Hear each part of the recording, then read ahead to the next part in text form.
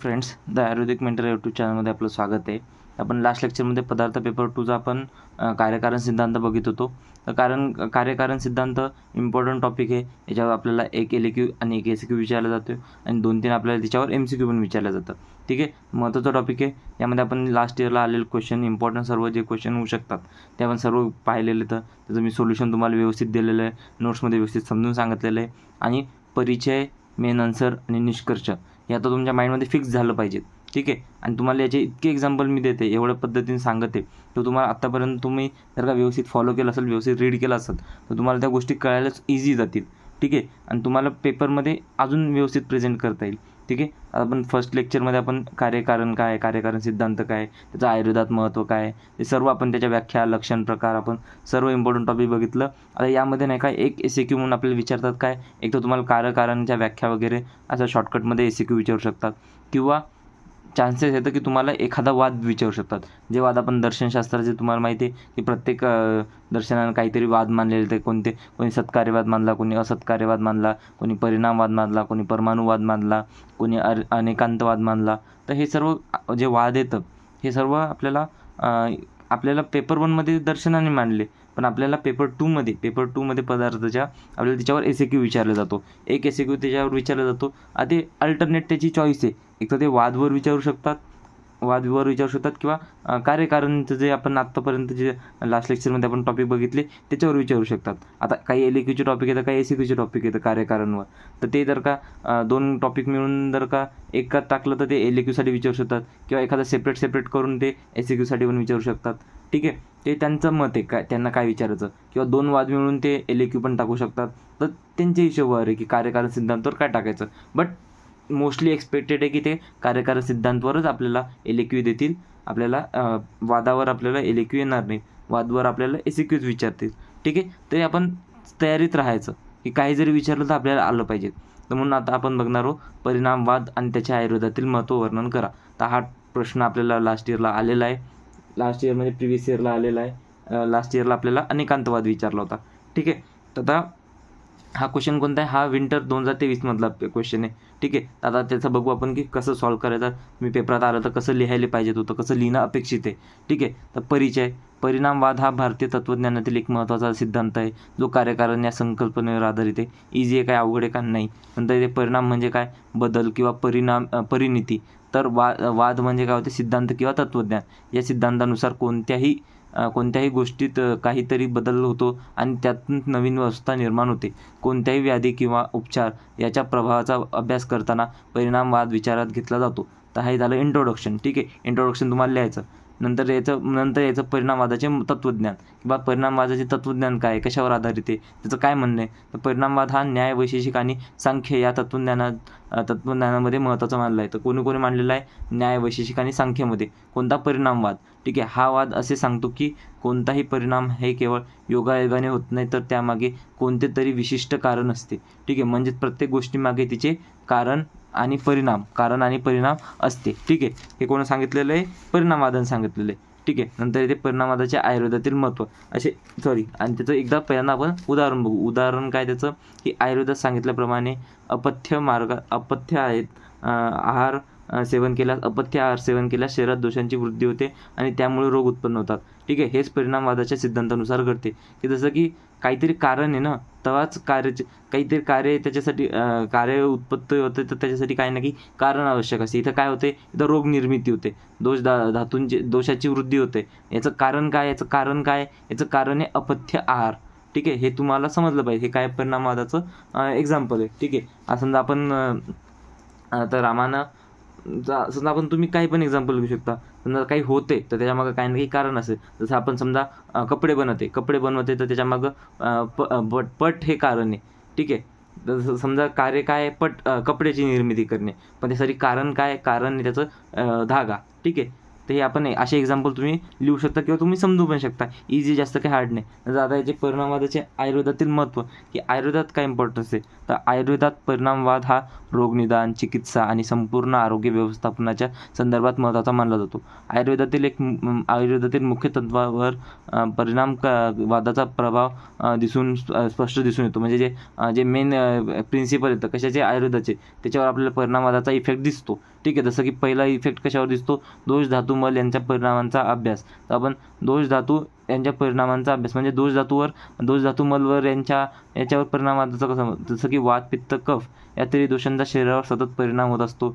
उदाहरणार्थ जर वात दोष वाढला तर कोरडेपणा, सांधेदुखी, संधी जाणवते. हे असे परिणाम दिसून येतात.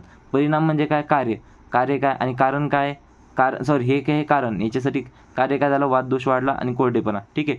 नंतर इथे आहार व परिणामवाद म्हणजे काय, प्रत्येक पदार्थ शरीरातील एक विशिष्ट परिणाम निर्माण करतो. उदाहरणार्थ आम्ल रस म्हणजे आंबट चव वाढल्यास पित्त वाढते, तर कडू आणि तुरट रस वाढल्यानं वातदोष कमी होते. ठीक आहे. हे त्याचं काय, आहार आणि परिणामात याचा काय संबंध आहे ते. नंतर द्रव्यगुण आणि परिणाम म्हणजे द्रव्यगुणमध्ये काय त्याचा परिणाम येते, कशाचा, परिणामाचा. ठीक आहे. नंतर जसं की प्रत्येक औषध किंवा आहार घटकाला वेगवेगळे गुणधर्म असतात जे शरीरावर विशिष्ट परिणाम घडवतात. उदाहरणार्थ मध शोषक आहे, त्यामुळे काय होते, तो जखमावर उपयुक्त असतो. औषधांचे परिणाम म्हणजे काय, कोणत्याही औषधांच्या सेवनानंतर शरीरात काय बदल होतो हे परिणामवादानुसार आपल्याला समजते. जसं की उदाहरणार्थ हिंग घेतल्याने पचनक्रिया सुधारते आणि वातदोष कमी होतो. नंतर इथे पंचकर्मामध्ये परिणामवादाचा कसा उपयोग होतो. पंचकर्म हे दोषांचे संतुलन साधण्यासाठी वापरले जाते, हे आपल्या सर्वांना माहिती आहे. आणि यामध्ये विविध उपचारांचा शरीरावर ठराविक परिणाम होतो, हे पण आपल्याला माहिती आहे. नंतर उदाहरणार्थ वमन चिकित्सा केल्याने काय होते, कफदोष कमी होते. बस्ती चिकित्सा केल्याने वातदोष कमी होते. हे सर्व आपल्याला माहिती आहे. हे काय, हे परिणाम येतं की काय केल्याने काय होते. ठीक आहे. जसं की वमन चिकित्सा केली तर कफदोष कमी होतो, बस्ती चिकित्सा केली तर वातदोष कमी होतो. ते कार्यकारण भावावर तुम्हाला आधारित दिसते आणि हे काय परिणाम आहे. परिणाम काय आणि त्याच्या मागचं कारण काय हे सगळं तुम्हाला समजलं पाहिजे. आपण कार्यकारण सिद्धांत बघितले तर आपल्याला हे सर्व सांगायला पाहिजे. जसं की कार्यकारण सिद्धांत, सामान्य विषय सिद्धांत हे निदानच्या दृष्टीने, चिकित्सेच्या दृष्टीने खूप इम्पॉर्टंट येतं. आपल्याला हेच करायचं ना. आपल्याला निदान म्हणजे आपल्याला व्याधी डायग्नोज करता आला पाहिजे, नंतर त्याच्यावर आपल्याला ट्रीटमेंट करता आली पाहिजे, चिकित्सा करता आली पाहिजे, नंतर औषधी द्रव्य आले पाहिजेत. तर हे सर्व औषधी द्रव्य पण तुम्ही कसे देसाल, परिस्थितीनुसार, त्याची स्थिती काय, त्याचं दोष स्थिती म्हणजे कोणता दोष प्रकोपित झाला, कोणता दोष वृद्धी झाला. तर या सर्व गोष्टीमध्ये कार्यकारण सिद्धांत आणि सामान्य विषय सिद्धांत हे खूप महत्त्वाचे सिद्धांत येतं. ते तुम्हाला हेच करा लागतील, पाठच करा लागतील. जसं आहे की एक पंचमहाभूत सिद्धांत आहे. तर पंचमहाभूत सिद्धांत कसा, हा आपण सिद्धांताचे टाईप पण बघितले होते. जर का तुम्ही इंट्रोडक्शन बघितलं असेल चॅप्टरचं, जर का एकदम सुरुवातीला तुमच्या आत्ता जर का रिकॉल होत असेल, तुम्ही रिवाईज करत असाल, तिथे आपण सिद्धांतामध्ये बघितलं होतं. सिद्धांताचा व्याख्या प्रकार असं ते पण बघितले, त्याच्यावर पण आपल्याला क्वेश्चन येते पेपरमध्ये. तर सिद्धांतामध्ये आपण सांगितलेलं की सिद्धांतांचे प्रकार पडतात, सर्वतंत्र, प्रतितंत्र. तसं एक कार्यकारण सिद्धांत कसं माहिती आहे का, सर्वतंत्र सिद्धांत आहे की सर्वांनी मानलेलं आहे. सामान्य विषय सिद्धांत सर्वांनी मानलेला आहे. ठीक आहे. तर हा सर्वतंत्र सिद्धांत आहे. जसं की महाभूत कसं सर्वांनी मानलेले आहे, तसा हा सिद्धांत आहे. ठीक आहे. तर याचं महत्त्व नाही का प्रत्येक शास्त्रामध्ये आपल्याला महत्त्व आढळते आणि आधुनिक काळामध्ये पण त्याचा आत्ता पण इम्पॉर्टन्स आहे. ठीक आहे. नंतर येते ऋतू आणि परिणामवाद म्हणजे काय, ऋतूनुसार शरीरातील दोषांमध्ये बदल माहिती होतेच. त्यामुळे आपण पूर्ण ऋतुचर्या अध्याय बघितला त्याच्यासाठी. नंतर त्याप्रमाणे आहार आणि औषधांचा परिणाम बदलतो, हे पण बघितलं. त्याच्यानुसार आपलं शरीराचं बल कमी पडते, नंतर काळ बदलतो, आपल्याला देश बदलते. हे सर्व गोष्टी आपण देश वगैरे नाही, कालानुसार किंवा कोणता काळ आहे, आदान काळ आहे का विसर्ग काळ आहे, याचा इफेक्ट पडतो. काय नाही, बाहेरची पर्यावरण कसं आहे, त्याची स्थिती कसं आहे, वातावरण थंड आहे का, शरीराचं वातावरण कसं आहे, हे आपल्याला माहिती आहे. यावत लोके तावत पुरुषे म्हणजे जसं बाहेर वातावरण असेल तसंच आपल्या शरीरात त्याचा इफेक्ट शरीरावर होतो. बाहेर थंड असेल तर आपलं शरीर पण थंड पडते. तर आपल्याला काय करावं लागेल, त्याचं जर वाचून आपल्याला थंडीचे आजार होऊ शकतात, त्यासाठी आपण उष्ण आहार विहार केला पाहिजे. तर हे गोष्टी आपण सर्व ऋतुचर्यामध्ये बघितलेल्या आहेत, काय आहे तर काय नाही. तर म्हणून नाही का तुम्ही संहिताचा जर का अभ्यास केला व्यवस्थित पद्धतीनं, मी ज्या पद्धतीने सांगितलं त्या पद्धतीने तुम्ही समजून घ्यायचा प्रयत्न केला, तुम्हाला पदार्थ आणि नाही का क्रियामध्ये तुम्हाला सारख्याच गोष्टी आढळतील. ठीक आहे. फक्त ट्राय करा समजून घ्यायचा, हळूहळू तुम्हाला समजून जाईल. असं काही नाही, इतकं काही हार्ड नाही गोष्टी. फक्त नाही का टाईम द्या, समजून जाईल, इझी आहे. तुम्ही जास्त डीपमध्ये जाऊ नका. क्वेश्चन म्हणजे पुस्तकामध्ये काय तुम्ही आधी रीड केलेलं असेल तर okay, well and good. But तुम्ही ज्यांनी काहीच नसेल केलं पदार्थ 2, ज्यांना भीती वाटत आहे, त्यांनी पुस्तक खोलूच नका. तुम्ही पुस्तक खोलू नका, तुम्ही पुस्तक वाचू नका. फक्त माझ्या नोट्स रीड करा. थोडासा टाईम लागत आहे मला, पण मी सर्व टायमाच्या आत प्रोव्हाइड करतो, तुम्ही टेन्शन नका घेऊ. ठीक आहे. मानसिक परिणामवाद म्हणजे मानसिक रोगांवर परिणामवादाचा कसा इफेक्ट पडतो, जसं की मानसिक आरोग्यावरही विविध गोष्टींचा परिणाम होतो. जसं की नकारात्मक विचार आणि चिंता जर का वाढली तर पित्तदोष वाढतो, ज्यामुळे उच्च रक्तदाब म्हणजे हाय ब्लड प्रेशर आणि अपचनासारख्या म्हणजे इंडायजेशनसारख्या ह्या समस्या आपल्याला दिसून येऊ शकतात. ठीक आहे, आता हे झाल्याच्या बाद निष्कर्ष लिहायचा. आता मी परत तुम्हाला सांगणार नाही. आता माझ्या हिशोबाने तुम्हाला समजलं असेल एवढे लेक्चर केल्याच्या बाद की कोणत्या पॅटर्नमध्ये परिचय, मेन इंट्रोडक्शन आणि निष्कर्ष. आता तुम्ही इथंच एंड करू शकता, बट निष्कर्षाने पहा तुमचं आन्सर पण इफेक्टिव्ह वाढलं, आन्सर पण वाढलं आणि तुम्हाला जास्त डोकं लावायचं काम पण आणि मार्क पण इझिली भेटून जातील तुम्हाला. ठीक आहे, परिणामवाद हा आयुर्वेदातील अत्यंत महत्त्वाचा सिद्धांत आहे. तो शरीर आणि मनाच्या प्रत्येक प्रक्रियेसाठी लागू होतो. कोणत्याही गोष्टीचे एक विशिष्ट कारण आणि त्याचा ठराविक परिणाम असतो. त्यामुळे आयुर्वेदात निदान आणि उपचार करताना परिणामवादाचा विचार करून औषध, आहार आणि दिनचर्येचे पालन करणे आवश्यक असते. योग्य आहार, शारीरिक व्यायाम, पंचकर्म चिकित्सा आणि मानसिक स्वास्थ्य यांचे संतुलन ठेवल्यास सकारात्मक परिणाम मिळतात आणि आरोग्य टिकवले जाऊ शकते. हे झालं आपण परिणामवादाबद्दल बघितलं. नंतर नेक्स्ट आहे आपला अनेकांतवाद. परिचय काय? अनेकांतवाद हा जैन तत्त्वज्ञानातील एक महत्त्वाचा सिद्धांत आहे, जो सत्य आणि वास्तविकतेच्या अनेक पैलूंचे अस्तित्व मानतो. अनेकांत म्हणजे अनेक दृष्टिकोन आणि वाद म्हणजे सिद्धांत. या सिद्धांतानुसार कोणत्याही गोष्टीचे सत्याचे किंवा व्याख्या नसून त्याला वेगवेगळ्या दृष्टिकोनातून पाहता येते. हा सिद्धांत मुख्यतः भगवान महावीरांनी प्रतिपादित केलेला आहे आणि तो सप्तभंगी नय आणि स्यादवाद यासारख्या संकल्पनाशी निगडित आहे. अनेकांतवादाचे काय तत्त्वज्ञान आहे तर अनेकांतवादानुसार कोणत्याही गोष्टीचे स्वरूप स्थिर किंवा एकसारखे नसते. कोणतीही वस्तू, सत्य किंवा परिस्थिती वेगवेगळ्या दृष्टिकोनातून पाहिल्यास वेगवेगळी भासते. ठीक आहे, नंतर येते उदाहरणार्थ काय, एखादी व्यक्ती एका कोनातून पाहता चांगली असू शकते तर दुसऱ्या कोनातून पाहता तिच्या काही मर्यादा असू शकतात. हा सिद्धांत न्याय आणि वैशेषिक तत्त्वज्ञानातील अभिज्ञानवाद या संकल्पनेशी संबंधित आहे.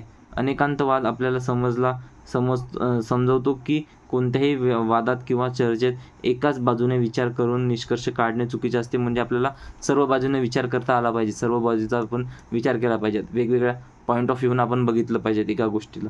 ठीक आहे, तेव्हा आपण त्याच्यावर एक बेटर रिझल्ट देऊ शकतो, आपण त्याच्यासाठी काहीतरी सजेशन देऊ शकतो. ठीक आहे, बेटर रिझल्टचा आपण हे एक्सपेक्ट करू शकतो.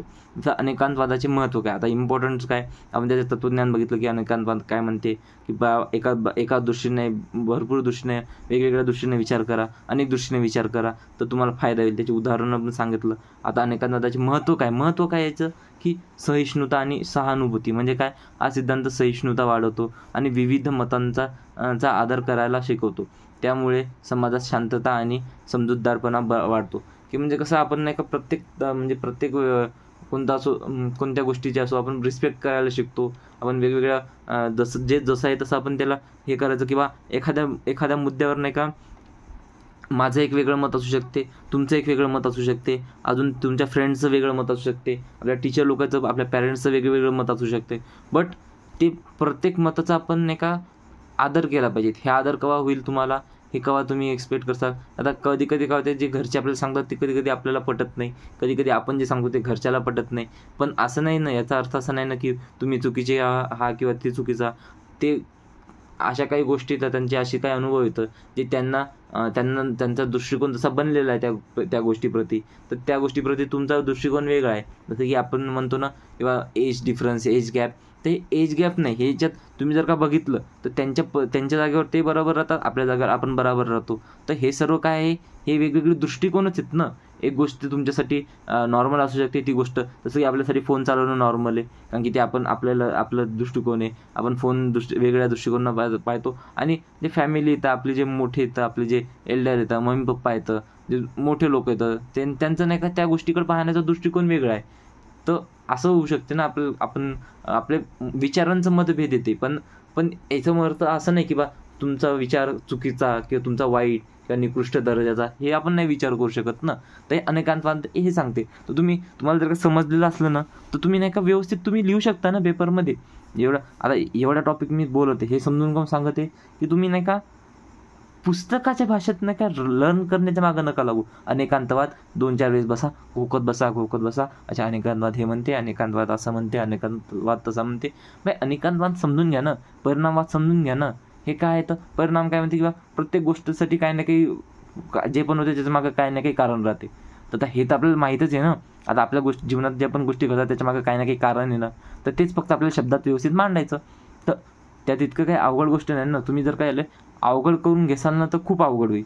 पण जर का समजून घ्यायचा प्रयत्न केला तर खूप इझी टॉपिक आहे. ठीक आहे. समजा सहिष्णुता आणि सहानुभूती वाढते. ठीक आहे. समजूतदारपणा वाढतो. कशानं? अनेक बाजूने विचार करायला लागलो तर. ठीक आहे.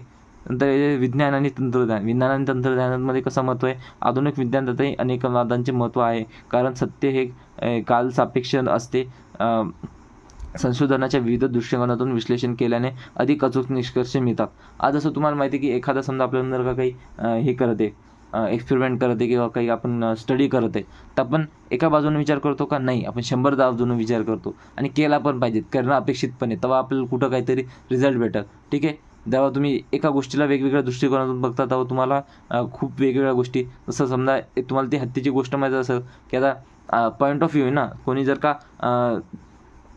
जर का हत्ती बघितला तर आपण जे आंधळे होते त्यांना आपण प्रत्येकानं, कोणाच्या हाती शेपूट लागली, कोणाच्या हाती पाय लागला, कोणाची सूंड लागली, तर प्रत्येकानं त्याचं वर्णन आपापल्या हिशोबाने केलं. तर प्रत्येकानं सांगितलं की बा हत्ती, जर कोणी विचारलं हत्तीच, मग कोणी म्हणते सुपासारखा आहे, कोणी म्हणते याच्यासारखा आहे, त्याच्यासारखा आहे. तर हे काय चुकीचे सर्व आहेत का? बरोबर नाही. तर पण ते आपण कसं म्हणू शकतो, ते त्यांच्या पद्धतीने ते बरोबर सांगत आहेत ना. कारण की ते ज्या दृष्टिकोनातून पाहते त्यांना ते बरोबर वाटते. ते हे एकदम हे बेस्ट एक्झाम्पल तुम्हाला अनेकांतवाद किंवा दृष्टिकोन समजून घ्यायचं. ठीक आहे.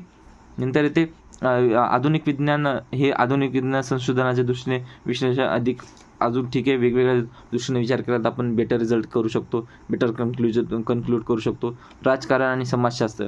राजकीय चर्चेत विविध मतांचा स्वीकार करण्यास अनेकांतवाद म्हणतात. जर का तुम्ही आता बघत, आपण जेव्हा पार्लमेंटमध्ये समजा काही जर का ऑर्डर पास करायची, काही बिल पास करायचं, काही पास करायचं, तर नाही का त्याच्यावर नाही का मत होतात, त्याच्यात नाही का हे होतात, डिबेट होतात, त्यात नाही का आपापले मत मांडतात सर्व. किंवा कोणी सांगते की बा याचा फायदा आहे, कोणी म्हणते त्याचं नुकसान आहे. कारण की ते त्यांचा दृष्टिकोन आहे, हे यांचा दृष्टिकोन आहे. तर आपण प्रत्येकाचा दृष्टिकोन चांगला किंवा वाईट नसते, प्रत्येकाचा दृष्टिकोन असते. ठीक आहे. नंतर येते व्यक्तिगत जीवन, म्हणजे आपल्या पर्सनल लाईफमध्ये त्याचा काय इफेक्ट पडते. ठीक आहे. कोणत्याही घटनेला किंवा व्यक्तीला वेगवेगळ्या दृष्टिकोनातून पाहण्याची सवय लागते. म्हणजे आपण नाही का गोष्टीला नाही का ॲडॅप्ट करणं, पॉईंट ऑफ व्ह्यू जाणून घेणं, यानं मॅच्युरिटी वाढते. या सर्व गोष्टी आपल्याला व्यक्तिगत जीवनामध्ये पण ह्या अनेकांतवाद आपल्याला कामी पडतो. त्यामुळे गैरसमज कमी होतात आणि चांगले सामाजिक संबंध तयार होतात. म्हणजे आपण नाही का कोणाला हे नाही करत, मिसअंडरस्टूड नाही करत. आपण त्यांच्या पण डिसिजनची रिस्पेक्ट करायला शिकतो. ठीक आहे. आपण प्रत्येक गोष्टीला आपण नाही का वेगवेगळ्या दृष्टिकोन, आपल्याला तुम्ही ट्राय करसाल तर तुम्हाला वेगवेगळे दृष्टिकोन दिसतील, वेगवेगळे अप्रोच भेटतील. ठीक आहे. जसे की आता निष्कर्ष काय याचा? अनेकांतवाद हा जैन तत्त्वज्ञानाचा एक मौल्यवान सिद्धांत असून तो आपल्याला सत्याच्या विविध बाजू समजून घेण्यास मदत करतो. Okay, well and good. नंतर इथे समाजात सहिष्णुता, शांतता आणि बौद्धिक समृद्धी वाढवण्यासाठी अनेकांतवाद अत्यंत उपयुक्त आहे. माहिती आहे, मी तुम्हाला एक्सप्लेन करून सांगितलं. पण माझ्या हिशोबाने तुम्हाला अनेकांतवाद तुम्हाला आता बेटर समजायला लागलं असेल. म्हणजे तुम्ही एकदा रीड करून टाकलं की तुम्हाला समजून जाते की काय म्हणणं आहे, काय नाही. तर तुम्ही तुमच्या भाषेत पण लिहू शकता एक्झाममध्ये. ठीक आहे. समजलेलं असलं ना की तुम्ही समजा रीड जरी नाही केलं तरी तुम्ही नाही का एक्झाममध्ये व्यवस्थित प्रेझेंट करू शकता. तुम्हाला प्रेझेंटेशनचे टॉपिक माहिती होतं की कशात काय लिहायला लागते. तुम्ही माझा पॅटर्न फॉलो केला, शब्द तुम्ही हे वापरले जर नाही, तुमच्या भाषेत जरी सांगितलं, मी समजून सांगितलं ना, तुमच्या भाषेत जरी तुम्ही लिहिलं तरी तुम्हाला मार्क भेटतात. टेन्शन नका घेऊ. ठीक आहे. हे झालं. ठीक आहे. नंतर आजच्या जगात वैज्ञानिक संशोधन, राजकारण, व्यवस्थापन आणि व्यक्तिगत जीवन या सर्व क्षेत्रामध्ये अनेकांतवादी दृष्टिकोन आवश्यक आहेत. हे आपण बघितलंच आहे. ठीक आहे. सध्या आपण इक्वॅलिटी म्हणत असतो. तर इक्वॅलिटी कशावर होईल? जेव्हा आपण वेगवेगळ्या दृष्टिकोनातून विचार करू, वेगवेगळ्या दृष्टिकोनाचा आदर करू, तेव्हाच इक्वॅलिटी होईल ना. ठीक आहे. हे झालं अनेकांतवाद. तर अनेकांतवादाचे आता इथे नेक्स्ट येते सत्कार्यवाद. आता तसं तर खूप येतं. सत्कार्यवाद आहे, असत्कार्यवाद आहे, अजून परमाणुवाद आहे, अजून पिलूपाकवाद आहे, पिठरपाकवाद आहे. आता असे वाद तर भरपूर येतं. बट आपल्याला जे इम्पॉर्टंट वाटते ते करणार आहे. चान्सेस जास्त येतं यावेळेस किंवा कार्यकारण टॉपिकवर येईल SAQ.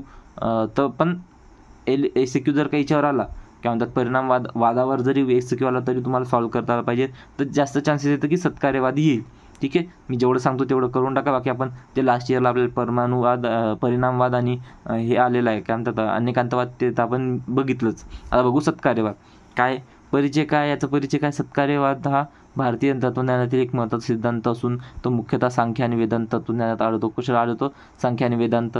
सत म्हणजे अस्तित्व आणि कार्य म्हणजे परिणाम किंवा उत्पादन. या सिद्धांतानुसार कोणतेही कार्य परिणाम पूर्वीपासूनच कारणामध्ये अस्तित्वात असते आणि ते योग्य परिस्थितीत प्रकट होते. सत्कार्यवादानुसार कोणतेही नवीन उत्पादन पूर्णतः नवीन स्वरूपात निर्माण होत नाही, तर ते त्याच्या कारणाच्या आतच असते आणि योग्य कारणामुळे प्रकट होते. जसं सत्कार्यवादाचे तत्त्वज्ञान काय. सत्कार्यवादाच्या सिद्धांतानुसार कोणतीही गोष्ट शून्यातून निर्माण होत नाही. प्रत्येक गोष्ट ही पूर्वीपासूनच अस्तित्वात असते आणि फक्त योग्य परिस्थितीत तिचे प्रकट रूप दिसते. हे तत्त्व मुख्यतः 2 दृष्टिकोनातून पाहिले जाते. पहिलं काय. परिणाम कारणापेक्षा कारणामध्येच असतो. कोणतेही कार्य हे त्याच्या मूळ कारणामध्येच पूर्वीपासून असते. कारणाशिवाय काहीच उत्पन्न होत नाही. म्हणजे कोणतीही गोष्ट शून्यातून उद्भवत नाही, तर ती तिच्या मूळ कारणापासून विकसित होते. जसं सत्कार्यवादाची उदाहरणं, जसं बीज आणि वृक्ष. झाडे आधीपासूनच बीजात असते, योग्य परिस्थितीतच ते फक्त प्रकट होते. ठीक आहे. सोन्याचे दागिने आधीपासूनच असतात, फक्त सोनार त्याला काय करतो, योग्य रूप देतो, वेगळे आकार देतो. माती आणि मडके. मातीमध्ये मडके असतात, कुंभार त्याला फक्त काय देतो, आकार देतो. मध्ये मडक्याची कार्य ही ऑलरेडी कारण माती आहे. कारण मातीमध्ये ऑलरेडी मटके त्याच्यामध्ये असते, मटके व्हायचं कार्य ऑलरेडी त्याच्यामध्ये स्थित असते. फक्त कुंभार त्याला काय करतो, आकार देतो. शरीर आणि आरोग्य टिकवण्यासाठी योग्य आहार विहार केल्यास शरीर निरोगी राहते. कारण निरोगीपणा आधीपासूनच शरीरात असतो, फक्त तुम्ही आहार विहार केला व्यवस्थित तर त्यांना ते प्रकट होते.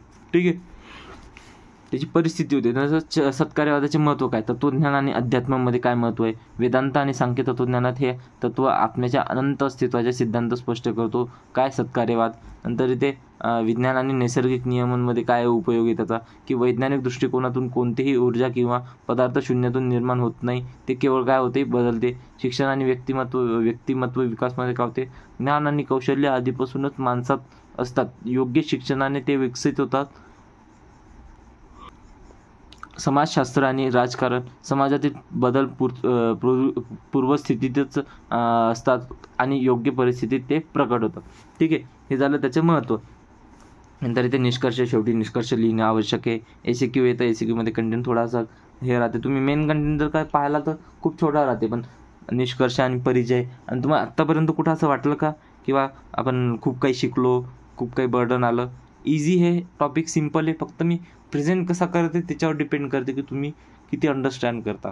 हे पॉईंट ऑफ व्ह्यू आहे. हे पण अनेकांतवादाचंच सत्कार्यवादाचं आहे एक्झाम्पल. सत्कार्यवाद नाही, अनेकांतवादचं एक्झाम्पल आहे. ठीक आहे. परिणामवाद, अनेकांतवाद, हे काय म्हणतात सत्कार्यवाद, हे सर्व कार्यकारण सिद्धांतावरच आधारित येतं. हे सर्व वाद कशावर आधारित आहे तर कार्यकारण सिद्धांताचं मेन आधार याचा कार्यकारण सिद्धांत आहे वादाचा. ठीक आहे, हे बघितलं. सत्कार्यवाद हा भारतीय तत्त्वज्ञानाचा एक महत्त्वाचा सिद्धांत असून त्यानुसार कोणतेही कार्य शून्यातून निर्माण होत नाही, तर ते आधीच कारणामध्ये अस्तित्वात असते आणि योग्य परिस्थितीत प्रकट होते. आपण बघितलं. नंतर हा सिद्धांत अध्यात्म, विज्ञान, शिक्षण आणि समाजशास्त्र या सर्व क्षेत्रात उपयुक्त आहे. बघितलं आपण पूर्ण डिटेलमध्ये. नंतर त्यामुळे आपल्याला अंतर्गत क्षमता ओळखून योग्य प्रयत्न केल्यास यश सहज प्राप्त होऊ शकते. हे इम्पॉर्टंट टॉपिक आहे. तुम्ही लिहू शकता, वाचू शकता, रीड केला. माझ्या हिशोबाने आता कार्यकारण सिद्धांत व्यवस्थित आटपलेला आहे. तर आता आपण काय काय बघितलं. आपण परीक्षा प्रमाण बघितलं, आप्तोदेश प्रमाण बघितलं, त्यानंतर आपण युक्ती प्रमाण बघितलं, उपमान प्रमाण बघितलं. आता आपण कार्यकारण सिद्धांत बघितला. आता पेपर 2मध्ये आपले फक्त 2 टॉपिक बाकी येतं, प्रत्यक्ष प्रमाण आणि अनुमान प्रमाण. ठीक आहे, तर बाकी मेजर टॉपिक प्रत्यक्ष प्रमाण आणि अनुमान प्रमाण मिळून तुम्हाला 4 MCQ आणि 2 LQ. 4 MCQ 2 LQ आपल्याला म्हणजे प्रत्यक्षावर 2 MCQ 1 LQ आणि अनुमान प्रमाणावर 2 MCQ 1 LQचं वेटेज आहे. तर हे फक्त आता आपले म्हणजे 4 MCQ आणि 2 LQचं टॉपिक बाकी आहे. तर ते 2 लेक्चरमध्ये प्रत्यक्ष प्रमाण, अनुमान प्रमाण मी खतम करून टाकीन. तर फक्त नाही का जेवढं वाचलेलं आहे पासिंगसाठी, तुम्ही इथपर्यंत जेवढं केलं तुम्ही तेवढं पण पास आरामात होऊ शकता. पेपर 1 मी पूर्ण कंप्लीट केला आहे. पेपर 2 पण आपल्याला दोन्ही मिळून 100 मार्काची पासिंग लागते. तर पेपर 1 मी पूर्ण डिटेलमध्ये शिकवेल आहे. तुम्ही त्याच्यावर आणि याच्यावर फक्त तुम्ही काळजी नका करू. तुम्ही असं नका म्हणू सर सिलेबस जे झालं ते तर करा परफेक्ट. जे झालं ते झालं का तुमचं सर्व गोष्टी करा ना. होतं आहे. पेपर उद्या आहे का पेपर, नाही ना, टाईम आहे ना त्याला. पेपराच्या मी आणल्या दिवशी जरी दिलं तरी तुम्ही रीड करून गेलं ना तरी तुम्हाला मार्क भेटतील. तुम्ही विषय तो नाही, विषय काय आहे की तुम्ही रिटेन्शन कसं करतात. जेवढं टॉपिक मी शिकवलेलं आहे ते आपल्याला रिवाईज करणं पण आवश्यक आहे ना. मी जर का सिलेबस कंप्लीट करत आहे जर का त्याच्यावर रिव्हिजनच नाही, मग ते पुढं पाठमागं सपाट काम होते ना, की आपण जात आहे सर्व शिकत आहे पण वेळेवर काहीच आठवत नाही. जी प्रॅक्टिस करणं आवश्यक आहे. आता मी संहिता अध्ययनचं मी तुम्हाला पूर्ण पेपर सॉल्व्ह करून दाखवला. आता तुम्ही सॉल्व्ह करायला बसा पेपरमध्ये एक्झाममध्ये आपल्याला 3 घंटे राहतात, पण जर का तुम्ही त्याचा आन्सर की काढायला बसले, आन्सर लिहायला बसले तुम्ही पुस्तकातून, तुम्हाला खूप टाईम लागते, खूप गोष्टी लिहायला लागतात, खूप विचार करून पेपर लिहायला लागते. ठीक आहे. त्यात आपल्याला इथं असं नाही की आपण एखादा क्वेश्चन स्किप केला तर चालते. पेपरमध्ये आपण स्किप करू शकतो. बरं, आपल्याला जेव्हा कोणाला सांगायचं राहते, कोणाला शिकवायचं राहते किंवा आपण प्रॅक्टिस करतो तर आपल्याला टाईम लागते, पूर्ण दिवस जातो त्याच्यात. 5 ते 6 घंटे. तुम्हाला वाटतेच असेल की आन्सर लिहिणं सोपं आहे. आता मी एक्सप्लेन केलं ते जे पेपर होता ते मी खूप 15-20 मिनिटात तर मी एक्सप्लेन केलं. आता हे जे टॉपिक आहे आता मी तुम्हाला 15-20 मिनिटात एक्सप्लेन केलं. मला हे लिहायला 2 ते 2.5 तास लागले ना. काहून लागले? कारण की त्या गोष्टी लिहिणं सोप्या येतात, तुम्ही बोलू शकता, पण लिहायला अवघड राहतात गोष्टी. लिहिताना आपल्याला प्रॉब्लेम जाणवतात. म्हणून नाही का प्रॅक्टिस लिहून करा. रिवाईज करता, क्वेश्चन प्रिपेअर करता, ते लिहून बघा. तुम्हाला एक्झाममध्ये टाईम मॅनेजमेंट करणं आवश्यक आहे. त्यासाठी तुमची स्पीड मॅनेज झाली पाहिजे. रोज तुमची रीडिंग असली पाहिजे, संहिताची असली पाहिजे, संहिताच्या नोट्स असल्या पाहिजेत. माझ्या नोट्सच रेफर करा तर बेनिफिट होईल. काहून माहिती आहे का? कारण की तुम्ही जर का आता पुस्तक नोट्स रेफर करा, तुम्ही स्वतःच्या काढल्या असतील त्या रेफर करा, माझ्या नोट्स अवेलेबल येतात त्या रेफर करा. असं नाही म्हणणं की माझ्याच नोट्स रेफर करा, पण मी व्यवस्थित मांडलेलं आहे तर तुम्ही रेफर करू शकता, तुम्हाला काही काळजी येणार नाही. पण जर का तुम्ही स्वतःच्या नोट्स बनवल्या असतील तर माझ्या नोट्सपेक्षा तुम्ही त्याला प्रायोरिटी द्या. फक्त मी कोणत्या पद्धतीने सांगते, कोणते टॉपिक इम्पॉर्टंट आहेत तर कोणते नाही, तर त्या पद्धतीनं अभ्यास करा. कारण की तुम्ही सध्या नोट्स रिवाईज करा. पुस्तक तुम्ही रिवाईज नाही करू शकत पूर्ण एवढं सर्व गोष्टी. ठीक आहे. आणि तुम्ही कन्फ्यूज असाल खूप. म्हणून ज्या पद्धतीने सांगते त्या पद्धतीने फॉलो करा. आपण नेक्स्ट लेक्चरमध्ये भेटू. आता आपलं जास्त टॉपिक नाही राहिलेला, फक्त 2च टॉपिक राहिलेले तर प्रत्यक्ष प्रमाण आणि अनुमान प्रमाण. ठीक आहे. पदार्थ पेपर 2चे. बाकीचे जे राहिलेले छोटे टॉपिक येतं पासिंग पुरतं मी पासिंग होईल एवढा कंटेंट मी प्रत्येक सब्जेक्टचा दिलेला आहे, तर पासिंग तुम्ही आरामात होऊ शकता. राहिला प्रत्येक सिलेबस कम्प्लिशनचा गोष्ट तर मी आधीपर्यंत रिव्हिजनला फोकस करील. तर जसं मी साईड बाय साईड रिव्हिजन पण घेते आणि असंच याच पद्धतीने साईड बाय साईड तुमचे हे पण येईल, लेक्चर्स पण येत राहतील.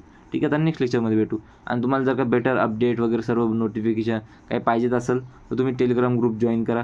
तुम्हाला सर्व अपडेट भेटत राहतील, काय आहे काय नाही. याच्या नोट्स नाही का, जशा नोट्स प्रिपेअर झाल्या तसं लेक्चर शूट करायला टाईम लागते, अपलोड व्हायला टाईम लागते, बट मी त्याच्या नोट्स टेलिग्रामवर ऑलरेडी पोस्ट करून टाकतो. आपल्या याच्यावर अपडेट होत राहतात. तर त्या अपडेट तुम्हाला कसं, आता याच्या नोट्स नाही का मी आता हा लेक्चर तुमच्याकडे खूप लेट येईल, पण याच्या नोट्स मी नाही का जवळपास सकाळी मी 5-5:30 वाजता 6च्या तेवढ्यातच मी याच्या नोट्स अपलोड केलेल्या आहेत 6 वाजताच. तर तुम्ही त्या गोष्टीचा तुम्हाला फायदा आहे की तुम्ही समजा वाचलं तर तुम्हाला प्रत्येक गोष्ट वेळेच्या आधी भेटून जाईल आणि व्यवस्थित तिथं एक वातावरण राहते, एक अभ्यासाचं माहोल क्रिएट राहतो. ठीक आहे. तर चालते. आपण नेक्स्ट लेक्चरमध्ये भेटू.